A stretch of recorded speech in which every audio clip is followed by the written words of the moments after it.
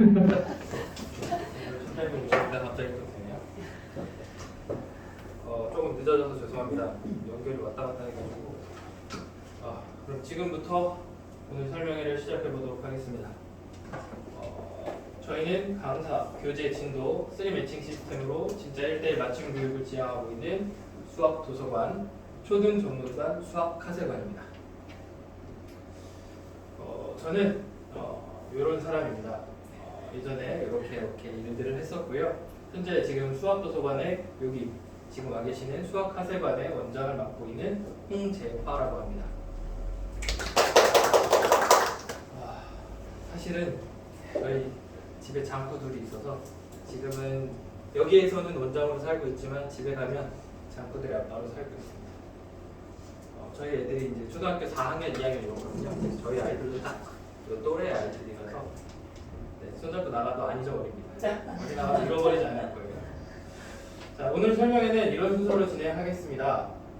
첫 번째는 수학 카세관. 저희가 이제 오픈한 지 조금 돼서 여기를 오픈한 지 한 5개월 정도 돼서 아시는 분들은 아실 건데 수학 카세관 이름이 좀 낯서실 수 있어서 저희가 수학 카세관에 대해서 설명을 좀 드릴 거고, 그 다음에 두 번째는 공부 좀 하시는 시간을 제가 마련했습니다. 좀 아셔야 되는 것들이 좀 있어요. 그래서 제가 정보를 좀 전달드릴 수 있는 부분들을 조금 쭉 설명을 드리고 나서 저희가 갖고 있는 프로그램들, 초등 단과 심화반이라든지 초등 정규반, 그리고 저희가 운영하고 있는 연산실에 대해서 설명을 좀 드릴 거예요.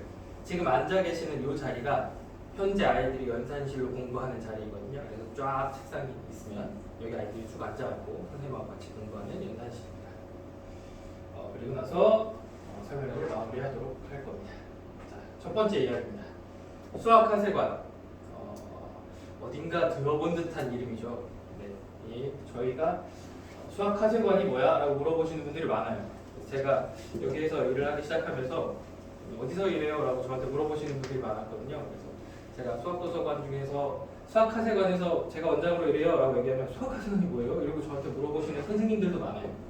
그래서 저희 수학 카세관은, 자, 여기 옆에 보면 수학 도서관 있잖아요. 저희 수학 도서관에서 만든 초등 전문관입니다. 그래서 저희는 초등부를 전문으로 수업을 하는 곳이고요.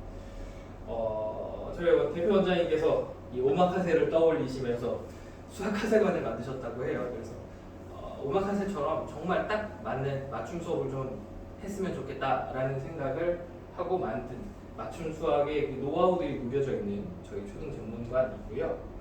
아이들에게 수학과의 즐거운 만남들을 좀 선물해보자 라는 생각을 갖고 저희가 선생님들과 같이 일을 하고 있고, 이렇게 쑥 들러보시면 아시겠지만 아이들이 왔을 때 좀 따뜻하게 맞아줄 수 있고 재미있는 것들도 있는 이런 공간이거든요. 그래서 아이들이 쉬는 시간에 즐거워할 수 있는 그런 공간이 됐으면 좋겠습니다 라는 생각으로 하고 있어요. 이런 학부모님들께는 수학카세관이 해답이 되기를 바랍니다 라는 마음으로 저희가 항상 수업 준비를 하고 있는데, 우리 아이의 첫 수학학원을 고민 중이신 학부모님, 저도 2학년 4학년 꼬맹이들을 키우지만 저희 집 근처에서 도대체 어떤 학원을 보내야 되는지는 항상 고민이거든요. 사고력을 따로 한다, 교과를 따로 한다. 초등 저학년인 경우는 특별히 뭘 시켜야 되나? 그냥 학습지 시키면 되는 거 아닌가? 이런 생각들 하시는 분들도 많고, 부모님들이 직접 관리를 하지 않으면 이게 관리가 될까라는 생각을 하시는 분들도 많은 것 같아요.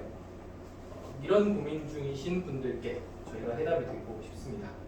그 다음에 수학, 기초부터 심화까지 놓치고 싶지 않으신 학부모님들, 초등학교 때 기초를 다지는 것, 그리고 초등학교 때 심화를 다룬다는 것, 그게 어떤 것인지를 조금 알려드리고 싶다. 교과 학습은 물론 사고력까지 잡아주는 두 마리 토끼 학습법, 초등 시기의 기초를 확실히 잡아서 중고등 수학의 토대를 탄탄히 해야 된다. 초등학교 수학을 열심히 하는 이유는 사실 그 위 학년을 잘하고 싶어서잖아요. 중학교를 잘하고 싶고, 중학교를 또 열심히 잘하는 이유는 결국 고등학교 때 잘해서 대입을 성공적으로 마무리하고 싶은 마음들인 거거든요.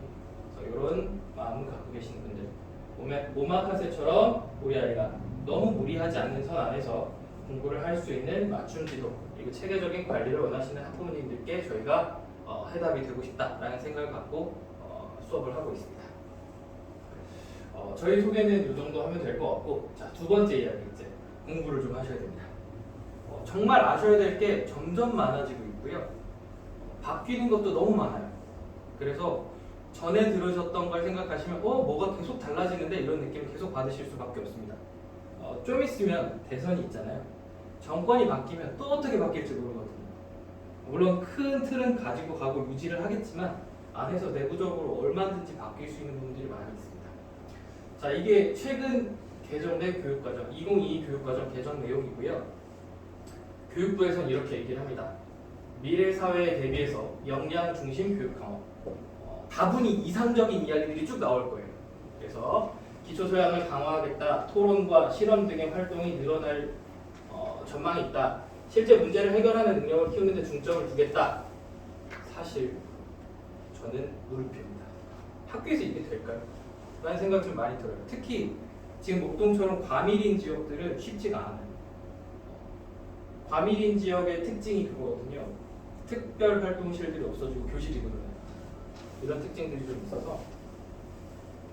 자, 두 번째, 학교 자율성을 강화하겠다. 다양한 프로그램 운영을 가능하게 하고 창의적인 교육을 가능하게 하겠다. 라는 목표를 갖고 있고요. 세 번째, 대입제도의 변화는 이미 많이 들으셔서 아실 겁니다. 기존 고등학생들이 1구등급제 상대 등급을 쓰고 있는데 이걸 내신 5등급으로 좀 줄여서 급 간의 차이를 좀 줄여보겠다는데 숫자 표시만 줄어들 뿐인 거거든요. 좀 이따가 보여드리도록 하겠습니다. 9등급에서 5등급으로 줄어든다는 게 무슨 의미인가? 근데 애매한 건 내신은 이렇게 5등급으로 줄어드는데 수능은 또 그대로 9등급 체제를 유지해요. 그래서 아주 애매한 체제를 갖고 있고요. 절대평가와 상대평가를 병행해서 적용하겠다. 수능 과목을 대폭 간소화하겠다라는 얘기를 하고 있고 평가 방식도 변화하겠다. 논술형, 서술형 평가를 확대하겠다. 단순 암기식 학습 평가에서 벗어나겠다는 의도를 갖고 문제 해결 능력을 중점적으로 평가하겠다. 결론은 공부하기 점점 힘들어진다. 그냥 단답형으로 물어보는 게 아니라 자꾸 서술형 평가의 비중을 늘려서 가겠다는 거거든요. 단적으로 지필고사의 비중이 점점 줄어들고 있어요. 그래서 수행평가의 비중이 늘어나는 거고 예전에는 지필고사에서 서술형 평가를 많이 넣어서 그 부분을 빡세게 보는 부분들이 많았는데 요즘에는 그게 채점이 너무너무 어렵다는 걸 선생님들이 잘 아시기 때문에 지필고사에서 서술형 평가의 비중을 좀 줄이고 수행평가의 비중을 늘려요. 그래서 실질적으로 중학교만 가도 50%에서 60% 정도만 지필평가가 점수를 차지하고 있고요. 나머지 40%에서 50% 정도는 수행평가, 포트폴리오 이런 것들로 점수를 구성을 합니다. 자, 그래서 결론, 이거는 지금 아직 우리 초등학교 아이들한테는 아직 조금 먼 이야기긴 합니다. 이게 현재 중학교 3학년부터 이런 걸 적용하겠다라고 얘기를 하고 있는 상황이고요. 2028학년도 내신이 고등학교 내신이 이렇게 달라집니다. 이렇게 지금 잘 안 보이시죠? 지금은 되게 디테일하게 보셔봤자 나중에 또 달라질 수 있기 때문에 그냥 쓱 보시고 넘어가시면 되는 부분이거든요. 1구등급제하고 5등급제에서 가장 크게 보셔야 되는 건 결국 1, 2등급이에요. 실제로 1구등급제 고등학생들 기준으로 따지면 저희가 4등급이 40%거든요. 1등급 4%, 2등급 11%, 3등급 23%, 4등급이 40% 정도까지 가요. 근데 이게 5등급제로 바뀌면 2등급 끝이 34%로 잘리거든요. 그러면 현재 4등급 중반 정도 되는 친구들도 2등급이라는 숫자를 성적표에 찍는다는 얘기입니다. 대학 입장에서는 얘가 진짜 잘해서 2등급인지 못했는데 한 3등급, 4등급 되는 애인데 2등급인지 궁금하겠죠. 뭔가 분명히 검증할 수 있는 툴들을 만들 거거든요. 그러면 입시도 점점 복잡해지고 어려워질 거예요. 그래서 아이들이 지금부터 준비해야 되는 게 늘어났어요.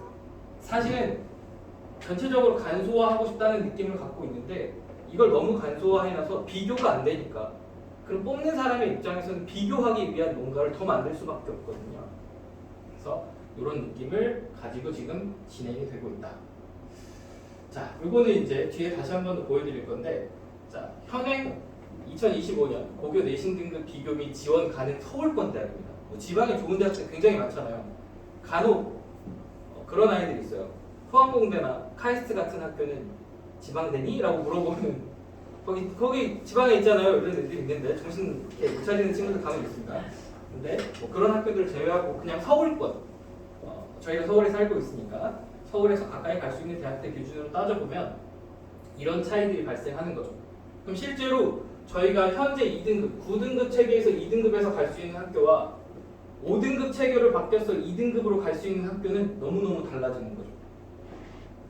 그러면 절대적으로 1을 찍지 않으면 저희가 소위 서성한 중경의 시라고 얘기하는 이 라인도 뚫고 들어가기가 어려워지는 상태가 되는 거예요. 그래서 아마 숫자 싸움이 조금 더 치열하게 벌어질 수밖에 없는 상황입니다. 자, 표준 편차란 무엇인가? 생소하시죠? 공부하신 지가 한참 되셔서. 표준 편차라는 얘기를 이제 저희가 고등학교 성적표에서는 굉장히 많이 쓰거든요. 수능 성적표에서도 많이 쓰는 방법이고. 자, 이 표준 편차가 어디에 나오냐면요. 현행 교과로 따지면 중학교 3학년 2학기 맨 마지막 단원에 나옵니다. 거기 나오죠. 저희가 여러 가지 얘기를 하면서 분산과 표준 편차 뭐 이런 것들 아이들한테 가르치면서 평균보다 이렇게 많이 떨어져 있고 가까이 있고 이런 것들을 중3 2학기 때 맨 마지막 단원에서 아이들이 배우는 내용이거든요. 근데 애들이 표준 편차가 뭔지 별로 신경을 안 쓰고 공부를 했기 때문에 실제로 자기 성적표에 찍힌 표준 편차가 무슨 의미인지 잘 몰라요. 그리고 부모님들은 더 모르시죠.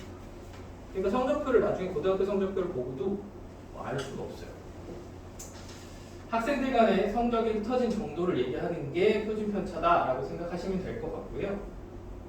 그래서 얘네들을 이제 가르칠 때 단원 이름이 산포도거든요.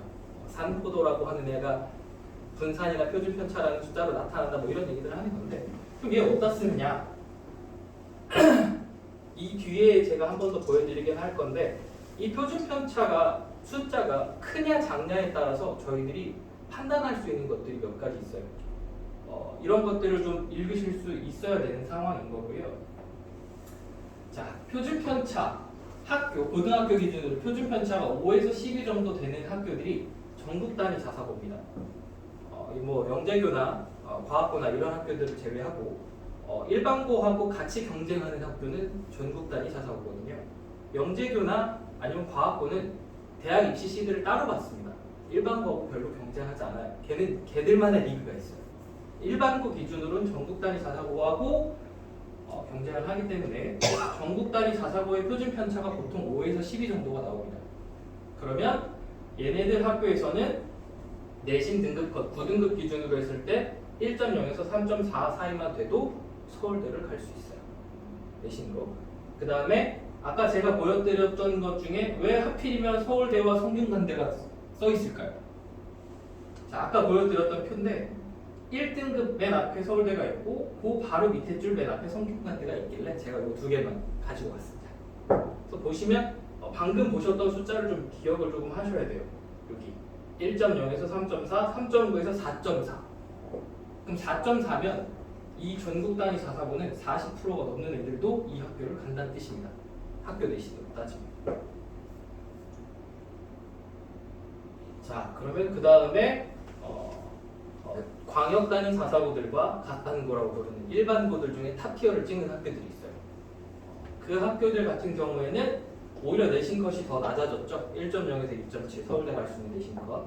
그러니까 아까 걔네들 3등급이면 23% 막 25% 이렇게 되는 애들보다는 조금 더 위에까지 올라와야 할 수 있다는 뜻입니다. 이제 문이 조금 더 좁아졌어요. 아까 4.4까지 있었는데 성대도 3.8까지 줄어들었죠.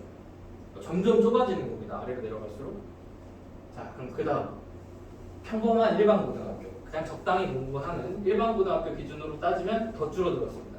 이제 2점대는 찾아볼 수가 없어요. 서울대는 내신 1.0이 도대체 어떤 의미인지를 아직 잘 모르시는 부모님들 많거든요. 특히 저학년 부모님들은.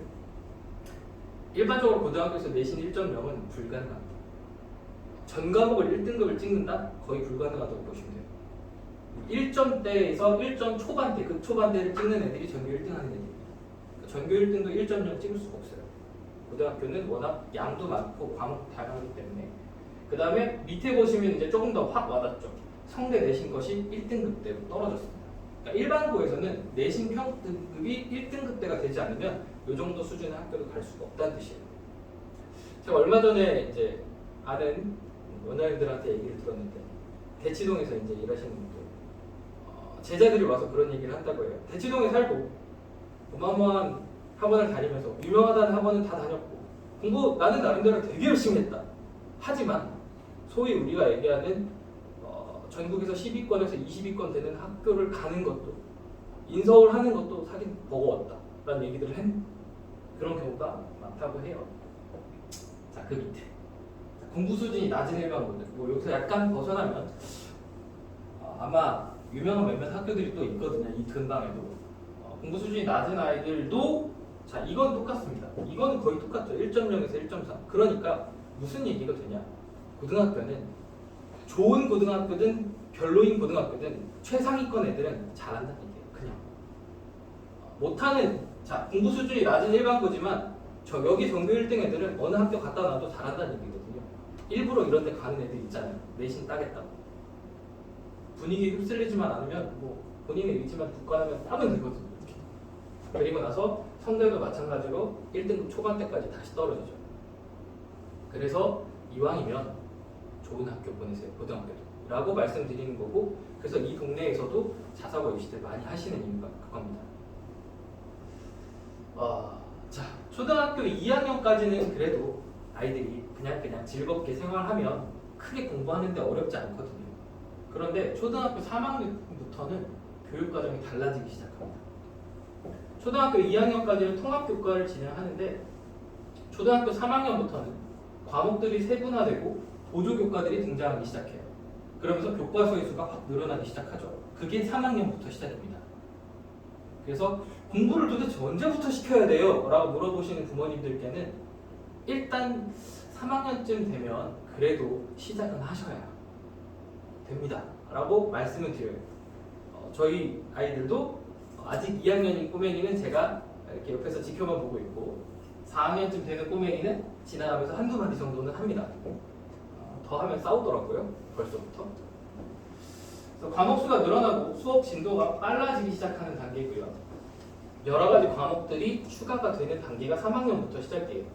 자, 영어, 사회, 과학이 별도 수업으로 진행되고 정보량이 급격히 증가합니다. 수학에서는 사칙 연산의 양이 확 늘어나는 시기가 3학년이에요. 그래서 해야 되는 숫자 계산들이 많아지고 복잡해지기 시작합니다. 자, 결정적인 게 나옵니다. 글에 나오는 지문들의 길이가 길어지기 시작해요. 그래서 아이들이 책을 많이 읽고 문해력이 어느 정도 되지 않으면 문제집 푸는 것조차도 버거워하기 시작합니다. 그래서 이 부분 잘 기억하셔야 되는 거고요. 그러니까 어휘력이 많이 늘어나야 돼요. 단어 모르는 친구들이 너무 많아요. 뭐 많이 들어보셨겠지만 내일 모레 글귀 모르는 중학생들 많고요. 네. 아주 기본적인 내용들인데 아이들이 당황스럽게 하는 경우들이 있어요. 예를 들면 방정식 활용 파트를 진도를 나가는데 중학교 1학년, 2학년 애들이 자 토끼의 다리가 X개이고 이런 거 나오잖아요. 토끼 다리 몇 개? 그럼 2개예요. 설마 라고 생각하시겠지만 중학교 2학년인데 토끼 다리 2개, 캥거루도 다리 2개, 원숭이도 다리 2개. 원숭이 다리 2개, 손 2개죠 라고 얘기하는 친구도 많습니다. 그러면 뭐 아무리 식을 가르쳐도 소용이 없어요. 그런 저희가 소위 기본적인 상식이라고 생각하는 것들이 파괴되는 경우들이 많거든요. 그래서 책을 많이 좀 봐야 됩니다. 근데 책 자기 엄청 많이 봤다는데도 그런 애들 있어요. 네. 자기 국어 영재래요. 근데 기본 사자성어들도 모르더라고요. 도대체 뭘 하는지 잘 모르겠지만 네. 초등학교 5학년, 6학년으로 이제 넘어가요. 초 5, 6학년 과정이 중요한 이유는요. 딱 이겁니다.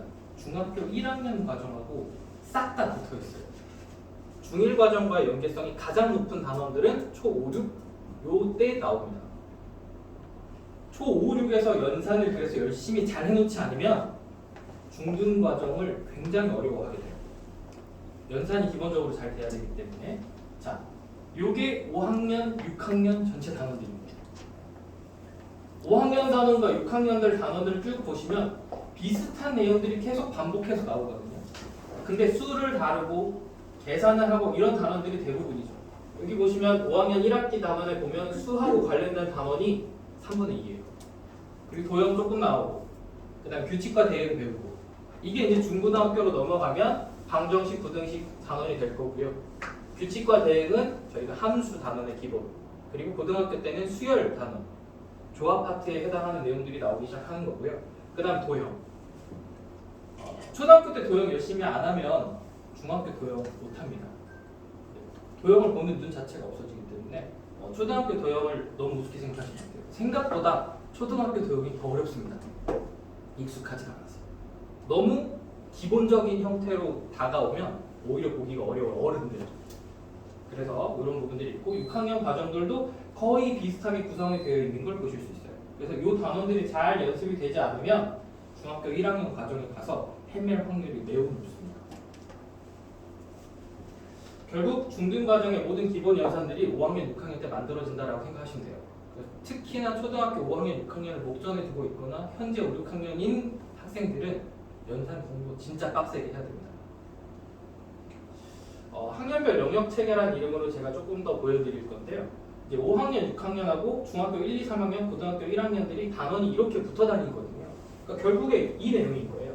초등학교 5학년과 6학년 때 다뤘던 내용들이 중학교 1학년, 2학년, 3학년, 고등학교 1학년까지 개념이 쭉 확장돼서 꼬리 물고 나오는 거거든요.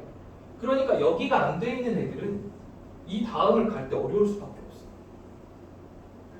다음도 마찬가지입니다. 저기 단항식, 방정식, 부등식 내용. 부모님들이 사실은 초등학생 아이들이 부모님께 질문했을 때 큰 오류를 범하시는 부분 중에 하나가 여기거든요.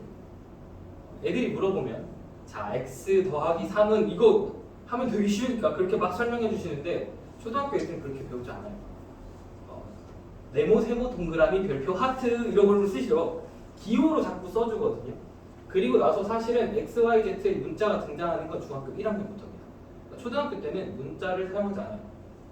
그래서 문자의 사용과 시계 계산이 중학교 1학년 과정에 처음 스타트가 됩니다. 이런 것들을 좀 잘 비교를 하셔야 돼요. 여기는 블랭크잖아요. 그렇죠? 여기는 문자를 쓰지 않는다는 얘기입니다. 아직. 가장 위험한 건 그런 거죠. 도형할 때도 이렇게 네모 그려놓고 중학생부터는 각 꼭지점을 A, B, C, D 이렇게 나타내는데 초등학교 책에 보면 다 기역, 니은, 디귿, 리을 이렇게 써 있거든요. 아이들 한글 연습 좀 하라고 그런 것 같아요. 이렇게 돼 있고 규칙과 대응은 처음부터 시작해서 쭉 다 따라오고요. 특히 규칙과 대응 중에 굉장히 중요한 부분이 어디냐면 비와 미율입니다. 이렇게. 비례식 다루는 단원들. 이 비례식 다루는 단원이 잘 안 되면 방정식에서도 애를 먹을 거고 함수에서도 애를 먹을 거예요. 그래서 특히나 초등학교 과정 중에 조금 신경 써서 봐야 되는 단원이라고 생각을 합니다. 그 다음에 도형 파트들. 초등학교 때 도형 열심히 배운 애들이 그대로 나오거든요. 예를 들면 초등학교 4학년 과정에 나오는 사각형과 관련된 내용들 중학교 2학년 2학기 단원에 사각형이라는 단원이 그대로 있어요. 거기서 똑같이 나옵니다. 근데 중학교 2학년 2학기에 됐을 때 중학교 2학년 아이들이 자기가 초등학교 4학년 때 이걸 배웠다는 걸 알까요? 모를까요? 전혀 몰라요. 처음 배우는 거죠. 자기는. 본 적이 없대요. 그래서 제가 초등학교 4학년 책을 펴줬어요. 똑같네요. 진짜 똑같이 나오거든요. 다만 말이 단어들이 조금 더 정리된 형태로 나올 뿐입니다.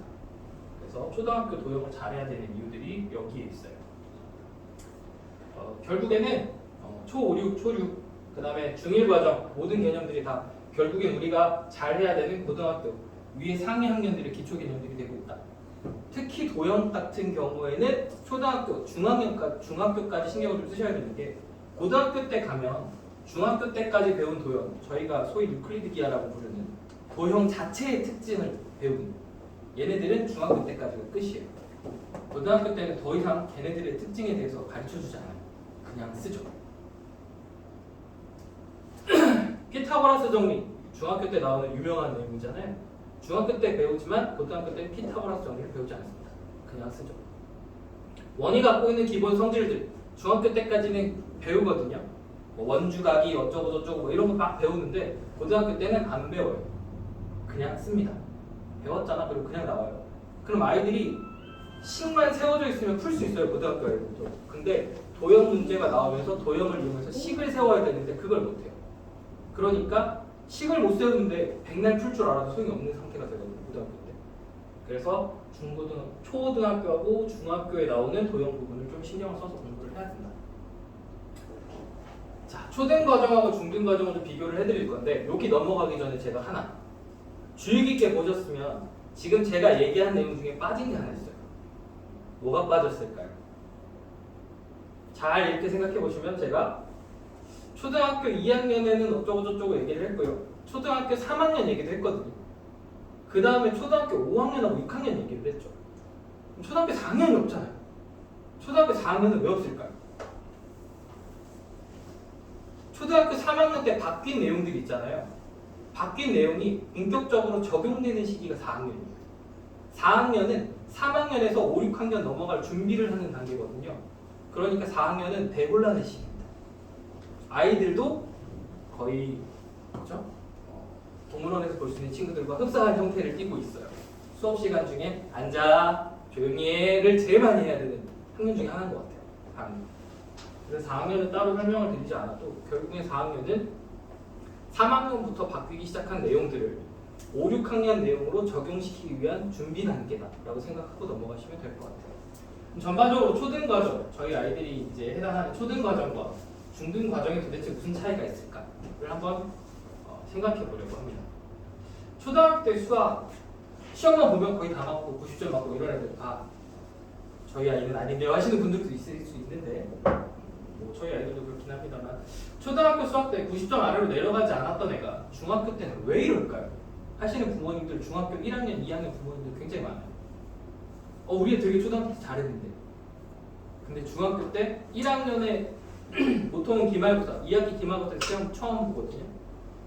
그리고 2학년 시험을 보는데 왜 이렇게 못하죠? 라는 얘기 하시는 분들 초등학교하고 중학교는요 기본적으로 수학을 접근하는 태도가 달라요. 여기 보시면 초등 수학은 자 이제 어려운 말이 조금 나왔어요. 귀납적 접근 방법을 쓰는데 중등 수학은 연역적인 접근 방법을 쓴다. 자 설명을 좀 드리면 이런 거예요. 초등학교 때는요 이렇게 설명을 합니다. 자 얘도 되잖아. 얘도 되지? 얘도 되잖아. 얘도 되네. 되는 애들을 쭉 나열해 놓고 그러니까 결론은 이렇게 되잖아. 그러니까 초등학교식 사고 방식이에요. 그런데 중학교 때는 그렇지 않거든요. 중학교 때 나오는 내용들은 하나의 개념을 먼저 딱 줍니다. 자, 피타고라스 정리 딱 주고 자, 봐봐. 얘가 된다고 했는데 얘도 되지? 얘도 되지? 얘도 되지? 얘도 되지? 이런 식으로 설명해요. 사고 방식이 완전히 달라요. 그래서 초등학교 수학을 다루는 사고 방식과 중등 수학을 다루는 사고 방식이 다르거든요. 분명 명확하게 달라요. 근데 이 점수가 안 나오는 친구들의 대부분이 어떤 친구들이냐면 이런 친구들이에요. 여전히 초등학생 스타일로 문제를 푸는 친구들. 방정식을 푸는데 방정식을 식으로 다뤄서 우리가 배운 개념을 딱 답에 도출이 돼야 되는데 자꾸 아무거나 막 다 때려 넣는 거죠. 하나씩 다 해봐야지 라는 생각하는 친구들이 중등 수학을 어려워합니다. 어려울 수밖에 없죠. 그렇게 하면 안 되는 애들이고 그렇게 하면 너무 많아서 식을 정리해서 쓰기로 하는 내용들인데 그걸 다 하나씩 하려고 하니까 너무 어려운 거거든요. 사고방식이 다르다는 거. 자, 단적으로 예를 좀 보여드리면 이런 거예요. 초등학교 때도 이런 문제가 나오고요. 중학교 때도 이런 문제가 나와요. 똑같이 합이 26이고 차가 4인 두 개의 자연수를 구해보세요. 라는 문제가 나오면 초등학교는 이렇게 풉니다. 예상하고 답하기, 표 만들어서 해결하기, 선분도 이용하기 등을 이용해서 큰 수와 작은 수를 구합니다. 쉽게 얘기하면 저희들이 표를 쫙 그려놓고 두 개의 숫자가 차가 4가 되는 숫자들을 쫙 다 써보는 거죠. 쫙 다 써보다가 합이 딱 26이 되는 수를 찾으면 오케이, 이게 초등 수학이에요. 그런데 중등 수학은 이렇게 풀죠. x와 y를 이용해서 큰 수를 x라고 하면 작은 수는 x-4, 그럼 x 더하기 x-4는 26 이렇게 푸는 게 중등 수학이에요. 근데 아이들이 질문하면 대부분의 부모님들이 이렇게 풀어주시더라고요. 초등학교 수학을. 그러니 애들은 그런가 봐 막 이러고 있다가 그냥 끝나는 거예요. 자, 중등 과정 잘 하고 있는지를 확인해 보실 때는 풀이 과정에 좀 집중을 하셔야 돼요. 답만 나온다고 땡이 아니라는 거 반드시 기억을 하셔야 되고 식을 이용해서 풀이를 하셔야 되고 문제 풀이 훈련을 꾸준히 시켜주셔야 됩니다. 요게 중학교 때 안 되면 고등학교 때는 말할 것도 없어요. 당연히 고등학교는 엉망진창이 될 거고요. 중학교 수학은 단원마다 기호들이 이제 새롭게 등장하고 새로운 약속들이 등장하거든요. 초등학교 때 말로 풀어서 하던 애들을 단어로 정리해서 표현하기 시작하는 게 중등 과정이니까요. 그래서 수학적인 약속에 대한 이해들을 기호에 대한 적응 능력 이런 것들을 좀 키워줘야 됩니다.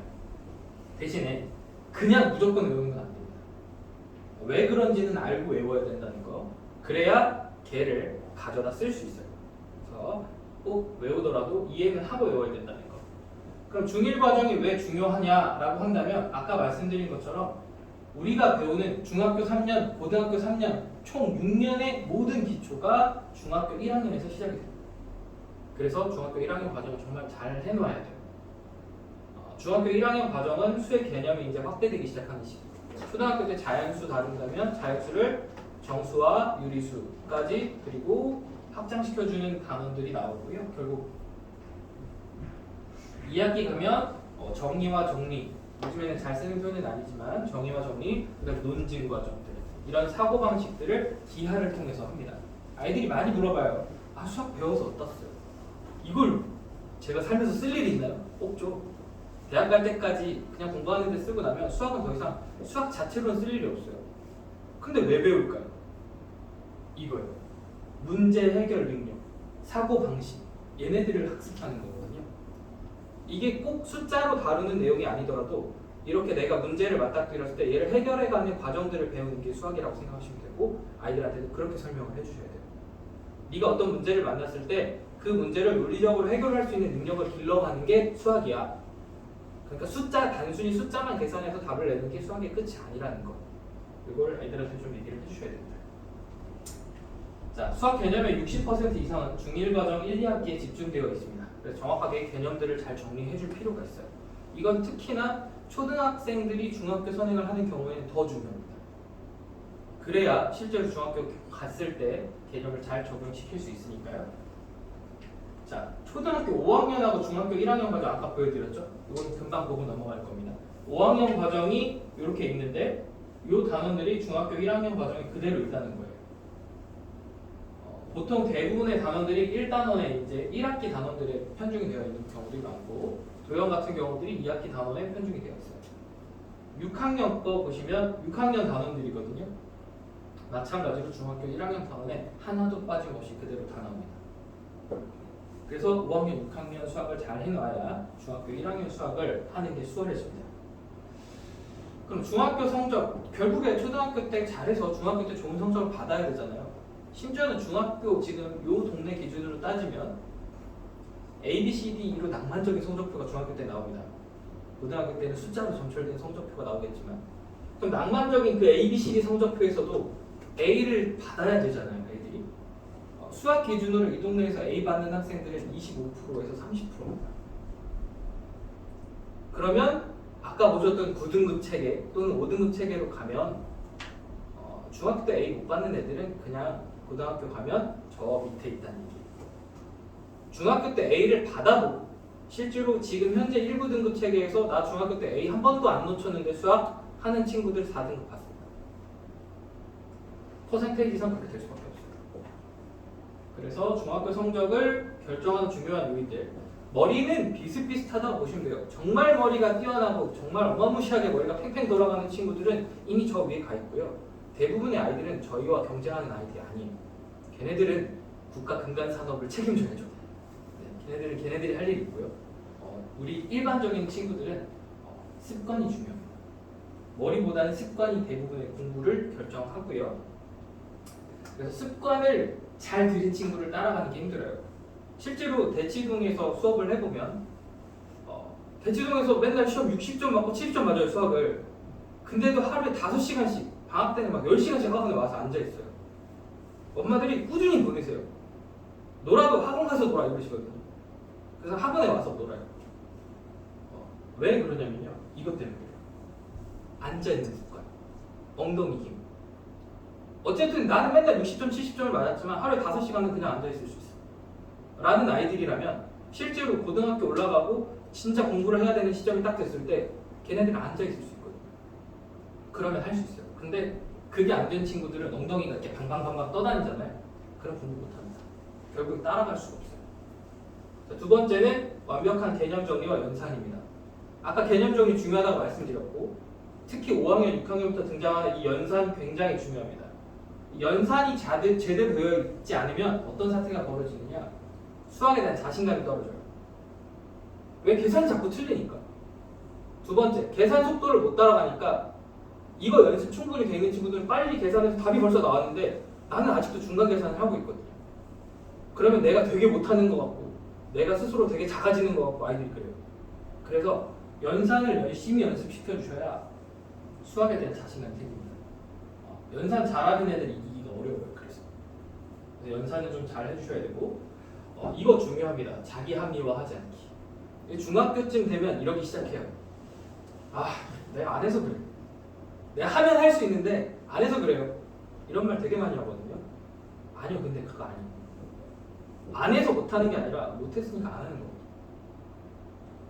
그거 자꾸 피하는 거 이런 거 하지 않도록 해주셔야 되고 뭐 영화에서도 이런 표현들이 많이 나오기는 했는데 수학적인 용기라고 저희가 소위 표현을 하죠. 도전해야 됩니다. 어려운데 읽지도 않고 패스, 읽지도 않고 별표 이거 안 돼요.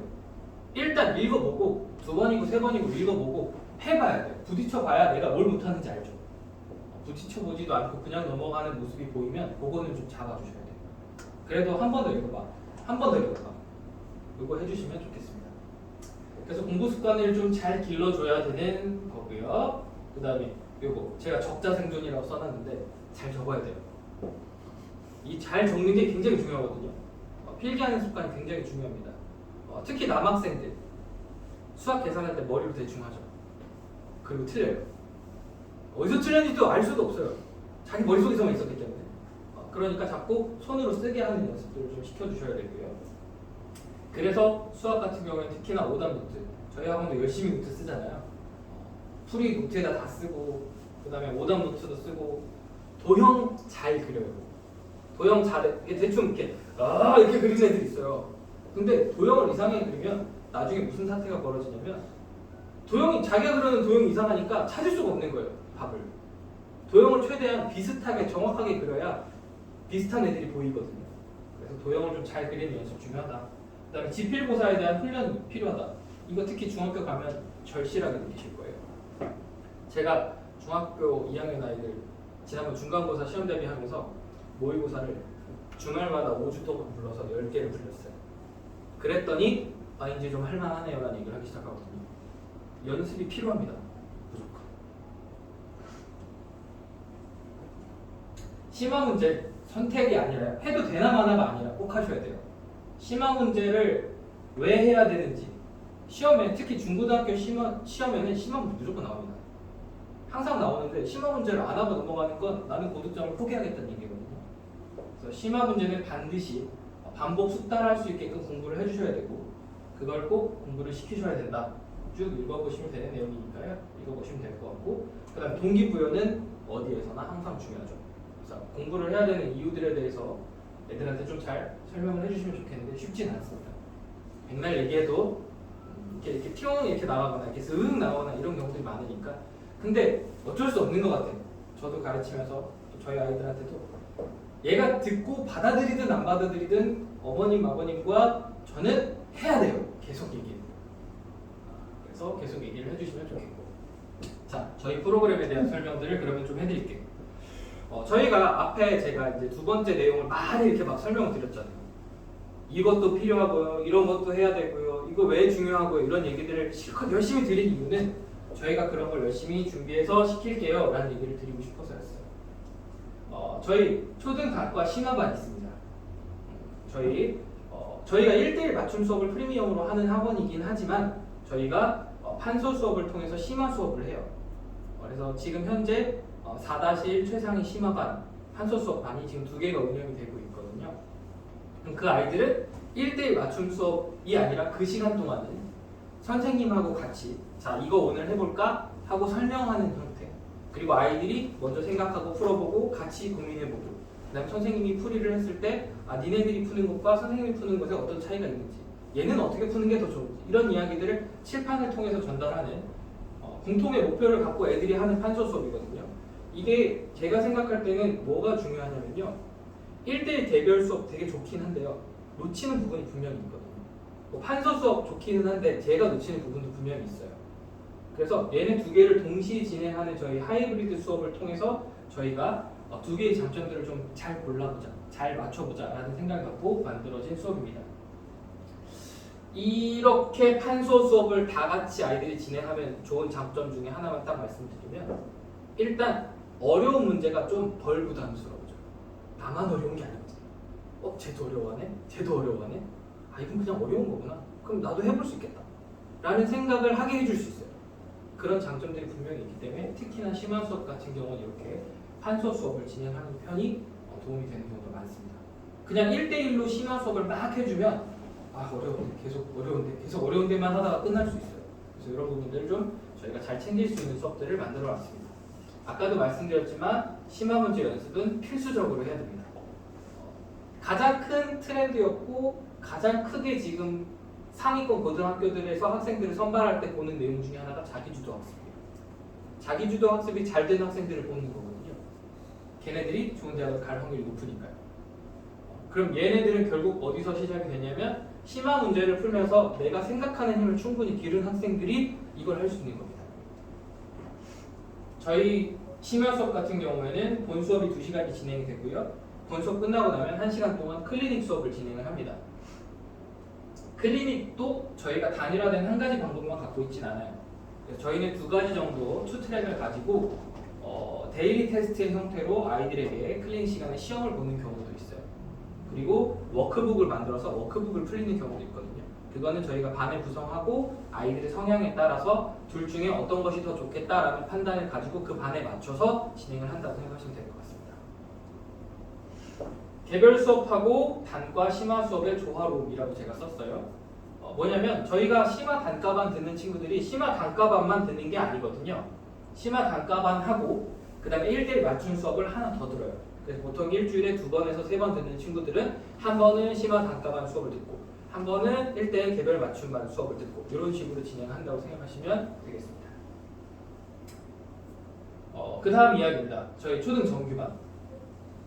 초등 정규반이 목표를 갖고 있죠. 초등 정규반의 목표, 초등 저학년부터 상위권의 학습 습관, 아까부터 계속해서 강조드렸던 습관, 공부하는 습관을 만드는 게 중요하다고 말씀드렸던 이걸 만들어보자. 그래서 프리노트, 오답노트 사용을 열심히 한다.